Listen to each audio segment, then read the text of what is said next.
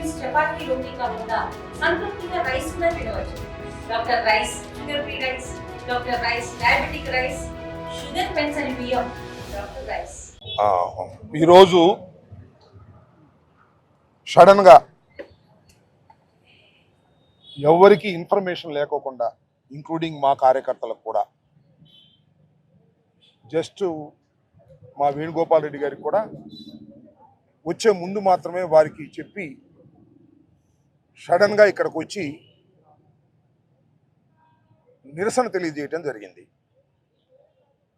ఈ నిరసన ప్రజాస్వామ్య పద్ధతుల్లో చేయాలని, పెద్ద ఆర్భాటంతో చేయకూడదని, మనసు నిండా బాధతో ఈ నిరసన కార్యక్రమాన్ని గుంటూరు ఎస్పీ ఆఫీస్ గారి ముందు ఈ నిరసనను నిర్వహించడం జరిగింది. సుమారు గంట సేపు నేను ఒక బోర్డు రాసుకొచ్చాను.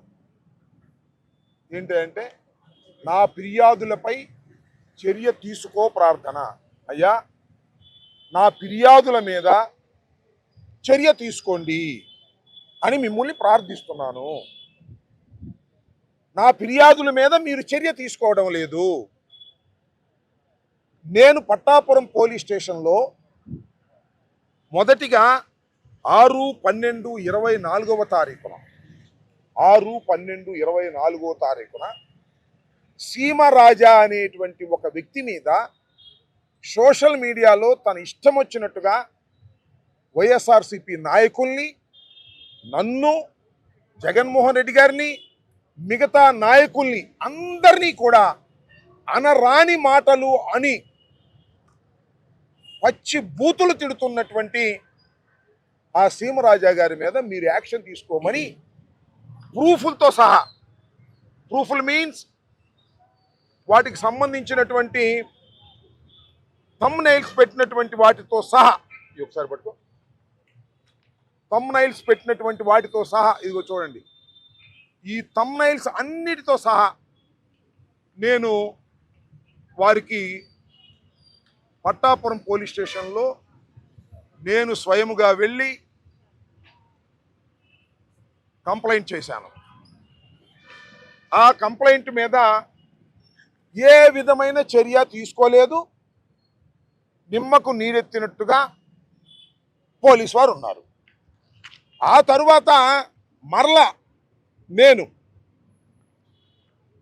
ఆ సీమరాజా గారి మీదే, ఆ గౌరవనీయులైనటువంటి సీమరాజా గారి మీద మళ్ళా ఇంకో కంప్లైంట్ ఇచ్చేటటువంటి ప్రయత్నం చేశాను. అది ఎప్పుడంటే 5 మే నెలలో 5/5/2025 తారీఖున నేను స్వయంగా పట్టాపురం పోలీస్ స్టేషన్కు వెళ్ళి సీమరాజా గారి మీద నేను పూర్వం కంప్లైంట్ ఇచ్చాను, మీరు తీసుకోలేదు, దాని మీద యాక్షన్ తీసుకోలేదు, మళ్ళా నేను మరో కంప్లైంట్ ఇస్తున్నాను అని మరో కంప్లైంట్ ఇచ్చాను.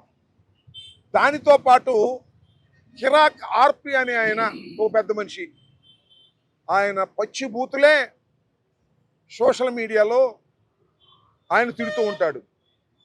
నన్ను తిడుతూ ఉంటాడు, జగన్మోహన్ రెడ్డి గారిని తిడుతూ ఉంటాడు, మహిళ అయినటువంటి రోజమ్మ గారిని తిడుతూ ఉంటాడు, వైఎస్ఆర్ కాంగ్రెస్ పార్టీ కార్యకర్తల్ని, నాయకుల్ని విచ్చలవిడిగా ఆయన తిట్టేటటువంటి కార్యక్రమం చేస్తున్నాడు. దాన్ని పురస్కరించుకొని నేను 5/5/25 తారీఖున ప్రూఫ్తో సహా ఆయన ఏ లింకులు ఎక్కడెక్కడ తిట్టాడు అనేవి కూడా మెన్షన్ చేసి, పెన్ డ్రైవ్ కూడా నేను తీసుకెళ్ళి, తర్వాత నన్ను అడిగారు పెన్ డ్రైవ్ కూడా నేను తీసుకెళ్ళి ఇచ్చిన తర్వాత పోలీసు వారు ఏమి యాక్షన్ తీసుకోకపోతే మళ్ళీ 10/5 అంటే 5 రోజుల తర్వాత ఎస్పీ గారికి, గౌరవ ఎస్పీ గారికి నేను స్వయంగా వెళ్ళి, అయ్యా, పట్టాపురం పోలీస్ స్టేషన్లో 2 కంప్లైంట్స్ ఇచ్చాను, దాని మీద వారు ఏమి యాక్షన్ తీసుకోలేదు, మీరు మీ స్టేషన్ హౌస్ ఆఫీసర్ని మీరు ఆదేశించండి దీన్ని కేసు రిజిస్టర్ చేయమని అని నేను అడగటం జరిగింది. అయినా రిజిస్టర్ చేయరా.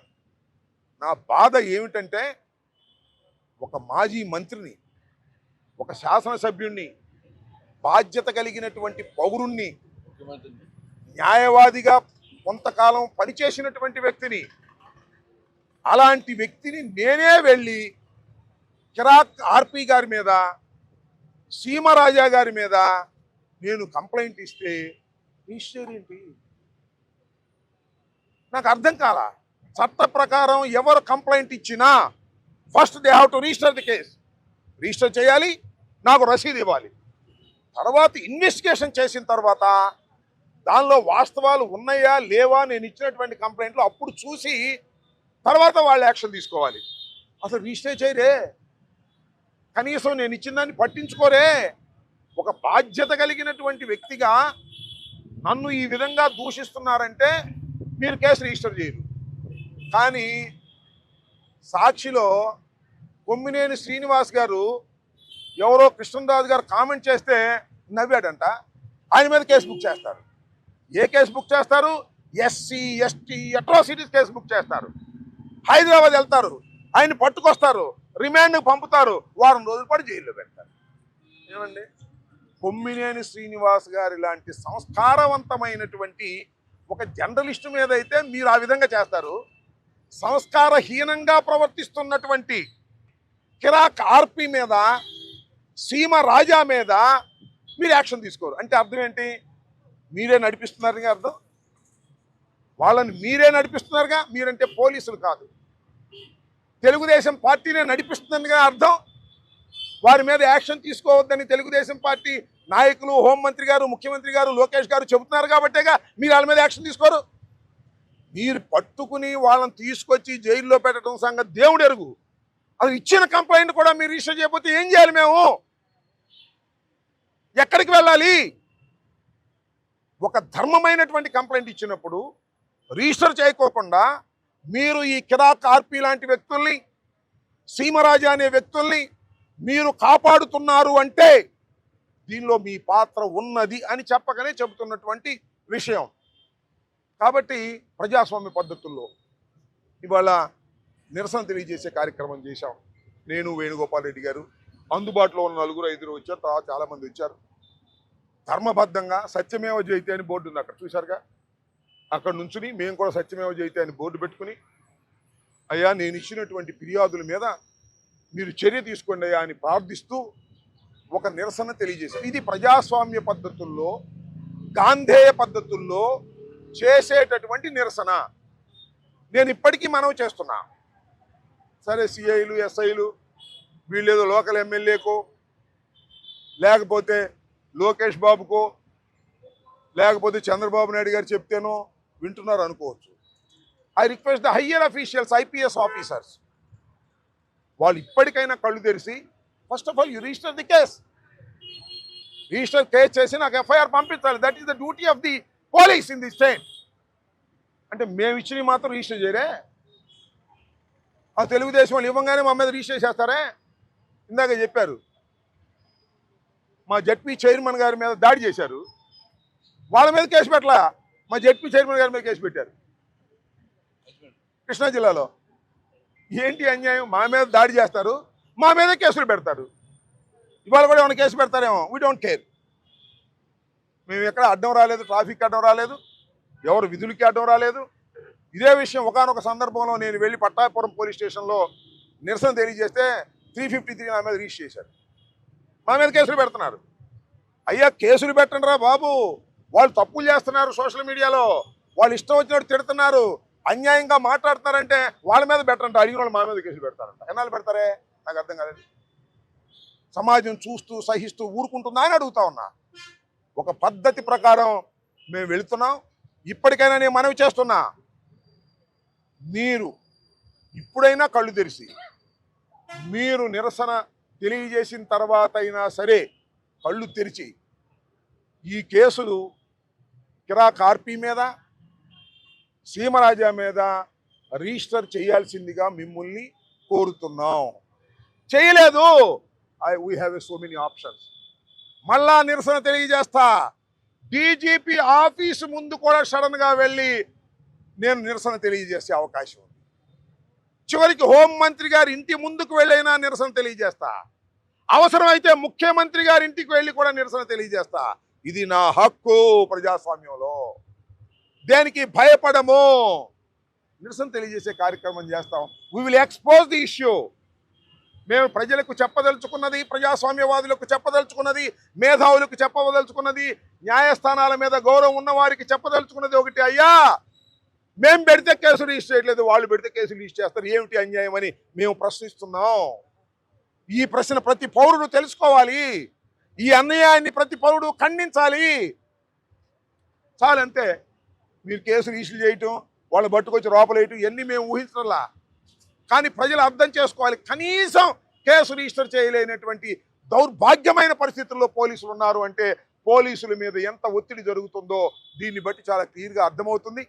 ఇప్పటికైనా పోలీస్ యంత్రాంగం, హోంమంత్రి గారు, ముఖ్యమంత్రి గారు ఆ అసభ్యకరంగా మాట్లాడుతున్నటువంటి వ్యక్తుల మీద కేసు రిజిస్టర్ చేసి తగు చర్య తీసుకోవలసిందిగా కోరుతున్నాము.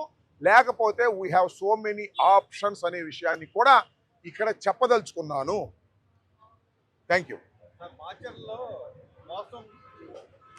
బాబు షూరిటీ అవును, మా గౌతమ్ రెడ్డి గారు ఇన్ఛార్జ్ వెళ్తుంటే ఆయన వెళ్ళడానికి వీళ్ళని పంపించేశారంట. అరెస్ట్ చేశారంట. ఏంటిది నాకు అర్థం కాల. నిన్నేమో గుడివాడ, ఇవాళేమో మాచర్ల. మాచర్ల ఏమన్నా నిషేధ స్థలమా? ఒక కళ్యాణ మండపంలో బాబు షూరిటీ మోసం గ్యారంటీ అనే కార్యక్రమం వైఎస్ఆర్ కాంగ్రెస్ పార్టీ అఫీషియల్గా పిలుపునిచ్చినటువంటి కార్యక్రమానికి వెళుతుంటే పోలీస్ ప్రయోగం ఏంటి నాకు అర్థం కాల. నేను మొట్టమొదటి నుంచి చెప్తున్నా, చాలా తప్పు చేస్తుంది ఈ కూటమి ప్రభుత్వం. వైఎస్ఆర్ కాంగ్రెస్ పార్టీని అణచటానికి సంక్షేమ కార్యక్రమాలు బ్రహ్మాండంగా చేయండి, ఆటోమేటిక్గా మేము అణిగిపోతాం. మీరు ఇచ్చిన వాగ్దానాన్ని నెరవేర్చండి, ఆటోమేటిక్గా మా బలం తగ్గుతుంది. అది కాదంట, అవి చేయడంట, పోలీసుల్ని ఉపయోగించి మమ్మల్ని అణుస్తారంట. పోలీసుల వల్ల కాదు, మీరు మిలిటరీ తీసుకొచ్చిన వల్ల కూడా కాదు. ప్రజాస్వామ్యంలో ప్రజల గొంతు చాలా ఘాటైనది, పెద్దది. తుపాకుల కన్నా, లాఠీల కన్నా చాలా పెద్దది ప్రజాస్వామ్యంలో ప్రజల గొంతుకు అనే విషయాన్ని మీరు మర్చిపోతున్నారు. ప్రజల గొంతుకుని, వైఎస్ఆర్ కాంగ్రెస్ పార్టీ గొంతుకుని లాఠీలతోనూ, తూటాలతోనూ, అరెస్టులతోనూ, నోటీసులతోనూ, బ్యారికేడ్లతోనూ అణచాలని ప్రయత్నం చేస్తే మీరు దెబ్బతింటారు. ఇప్పటికైనా తెలుసుకోండి. సంవత్సరం అయింది, మేమన్నా దెబ్బతిన్నావా? సంవత్సరంలో ద్విగుణీకృతంగా పెరిగాము. సంవత్సరంలో అద్భుతమైన ప్రజాదరణ వైఎస్ఆర్ కాంగ్రెస్ పార్టీకి వచ్చింది. మీకు ప్రజాదరణ పోయింది. లెక్కలేసుకోండి. ప్రజాదరణ పోబట్టే చంద్రబాబు రోజు మంత్రులు తిడుతున్నాడు. మీరు సరిగ్గా పని చేయట్లేదు, మీరు సరిగ్గా సమాధానం చెప్పట్లేదు. కారణం ఏంటో తెలుసా? ఆయన ఇంటర్నల్ సర్వీస్లో వైఎస్ఆర్ కాంగ్రెస్ పార్టీ పెరుగుతుందని, తెలుగుదేశం పార్టీ పతనం అవుతుందని ఆయనకు అర్థమైపోయి, ఎందుకయ్యా మంత్రులు తిడతావు చంద్రబాబు నాయుడు గారు? నువ్వు తిట్టాల్సింది ఎవరిని? మీ అబ్బాయిని. మీ అబ్బాయి చేస్తున్నటువంటి అప్రజాస్వామికమైన విధానాల వల్ల, మీ అబ్బాయిని నువ్వు ఇచ్చలవిడిగా వదిలేయటం వల్ల ప్రజల్లో వ్యతిరేకత వస్తుంది. ఆయన చేస్తున్నటువంటి కార్యక్రమాల వల్ల మీ అబ్బాయిని తిట్టాలి. నువ్వు మంత్రులను తిడితే ఏం లాభం? నీ సహచరుల్ని. మంత్రులు వాళ్ళు ఏం చేస్తారు? నువ్వు ఏం చెప్తే అది చేస్తారు. మీ అబ్బాయిని తిడితే కొంత ప్రయోజనం ఉంటుందనే విషయాన్ని కూడా ఈ సందర్భంగా చెప్పదలుచుకున్నాను. గౌతమ్ రెడ్డి గారు, నరసరావుపేట పార్లమెంటరీ ఇన్ఛార్జ్ గౌతమ్ రెడ్డి గారు ఇవాళ మాచర్ల వెళ్ళడాన్ని నిరోధించడం అనేది ఒక అప్రజాస్వామికమైన చర్యగా దాన్ని ప్రజలందరూ ఖండించవలసిందిగా కూడా కోరుతున్నారు. తెలుగులో ఫాస్టెస్ట్ న్యూస్ ఇప్పుడు కొత్త అవతారంలో 5 సెకండ్లోనే పూర్తి వార్తా సమాచారం మీ చేతిలో. సోషల్ మీడియా ట్రెండ్స్ మీ కళ్ళ ముందుకే live TV and voice search ఆప్షన్స్తో ఇప్పుడే డౌన్లోడ్ చేయండి. యాప్ లింక్ డిస్క్రిప్షన్లో ఉంది.